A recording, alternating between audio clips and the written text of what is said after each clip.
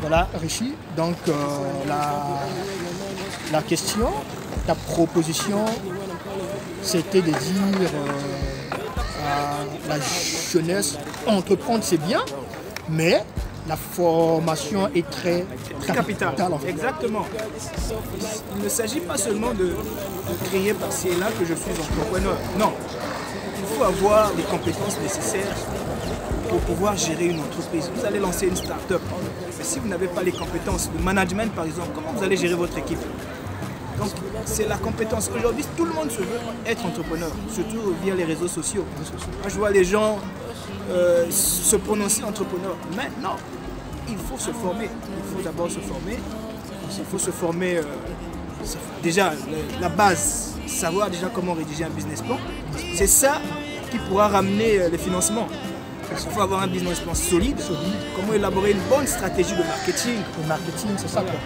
Ce sont toutes ces compétences-là qui pourront vous aider à vous épanouir dans votre logique entrepreneuriale. Avoir une bonne planification stratégique, une bonne étude de marketing en place, qui prendra en compte l'étude de marché, l'étude de sa cible. Exactement. Et ainsi de suite. Ce n'est qu'ainsi qu'on pourra pallier à tous ces problèmes. Sinon, les difficultés, il y en a beaucoup. Pour s'arrêter que là, ce sont les difficultés majeures. Problème de financement, problème de compétences. C'est vrai que le système éducatif congolais... Richie, on revient encore sur notre entretien live. Donc, on s'était arrêté sur la question des difficultés en fait que des entrepreneurs africains mais rencontrent en fait au quotidien d'une manière mais générale et en particulier en fait au Congo en fait.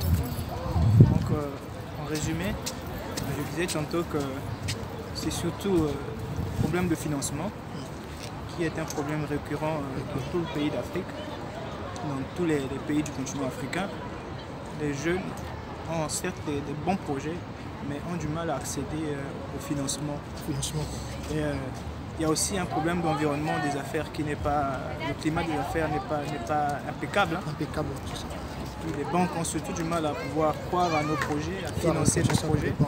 Tu peux aller avec un business plan, tu proposes le business plan. Ouais. C'est pas facile de pouvoir acquérir un prêt bancaire. C'est un problème. Et le deuxième problème, c'était surtout un problème de compétences. Et ce problème, il est partagé. Certes, le système éducatif ne nous permet pas d'acquérir des compétences adéquates pour lancer des projets innovants, mais la responsabilité incombe surtout aux jeunes d'aller vers des formations, parce qu'il y a des bonnes formations actuellement à distance. C'est à ces jeunes de se lancer, pour pouvoir résoudre ces problèmes. Ces problèmes, c'est formant en fait. Aujourd'hui là, tel que dans le cas de JK, mes coaching en fait, on a lancé des formations. Donc on encourage de jeunes entrepreneurs en fait de se former. Donc à travers des formations en management et en entrepreneuriat en fait. Exactement. Question à qui quand ils vont se lancer, ils ont toutes les compétences, ils ont toute la maîtrise même de leur projet et même de leur environnement en fait. Exactement. Mais le constat fait, la plupart des gens qui nous consultent aujourd'hui, je ne te cache pas, c'est surtout plus ceux qui sont de l'Afrique de l'Ouest en fait.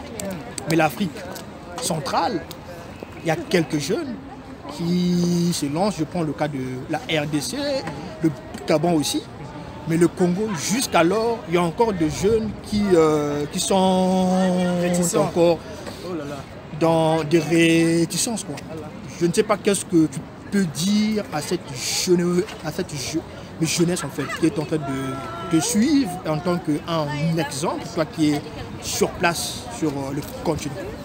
Oui, c'est une opportunité, hein. Je le dis clairement à la jeunesse, c'est une opportunité. Et de surcroît, hein, Richie, je ne te coupe pas la parole, c'est des formations qu'on a fait pour soulager en fait ces jeunes, donner la chance à toute cette jeunesse étudiante en fait, de se former à moindre coût.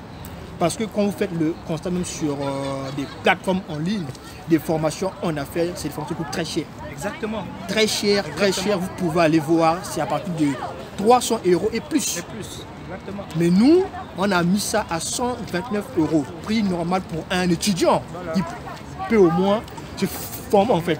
Avec 129 €, je pense qu'en 2 tranches, c'est faisable en fait. Faisable. Donc moi je dis simplement que c'est une opportunité. Quand vous avez quelqu'un de bonne volonté, vous avez une plateforme qui met à votre disposition une formation en entrepreneurial, parce que c'est une richesse, je t'assure. C'est une richesse que vous transmettez aux jeunes, à eux de comprendre la responsabilité qu'ils ont, à eux de comprendre l'opportunité qu'ils ont et de tirer profit de cette opportunité. Sinon, les formations en entrepreneuriat de qualité surtout sont très rares actuellement. Donc force à vous. J'encourage vivement la jeunesse de se lancer sur ces plateformes-là, capables de leur donner de la matière grise. D'accord, Richie. Maintenant, la dernière question que je peux te poser, plutôt, qui est très stratégique. Aujourd'hui, pour moi, je trouve que tu es un exemple à suivre. Hein. Vraiment, en Afrique, tu es l'un des jeunes, je peux dire à la jeunesse estudiantine africaine qui est en train de nous suivre en ce moment précis, que tu es un exemple. Parce que déjà aujourd'hui, tu es un chef d'entreprise, tu diriges une entreprise avec toi, avec un produit spécialisé dans le bien-être en fait. Aujourd'hui, d'après toi, en tant que chef d'entreprise, quelles sont les caractéristiques d'un projet ou d'une entreprise qui veut réussir en fait, aujourd'hui? Une entreprise qui se doit de réussir, une entreprise qui veut réussir simplement, doit être basée, je parle d'un projet d'entreprise, doit être basé sur une bonne idée d'affaires. C'est quoi une bonne idée d'affaires? Je vais un peu revenir sur cette mission. Une idée d'affaires, c'est simplement la solution que tu apportes à un besoin insatisfait. Il faut qu'il y ait un besoin. Ne crée pas ton entreprise parce que chez toi, les gens aiment manger du riz. Bon, mais je vais proposer à la population du riz. Non, tu dois analyser quels sont les problèmes qui minent la population autour de toi. Et quelle est la solution que tu peux apporter qui va les combler. C'est de là que pourra sortir une bonne idée d'affaires. Mais qu'est-ce qu'on remarque, mon frère Daniel?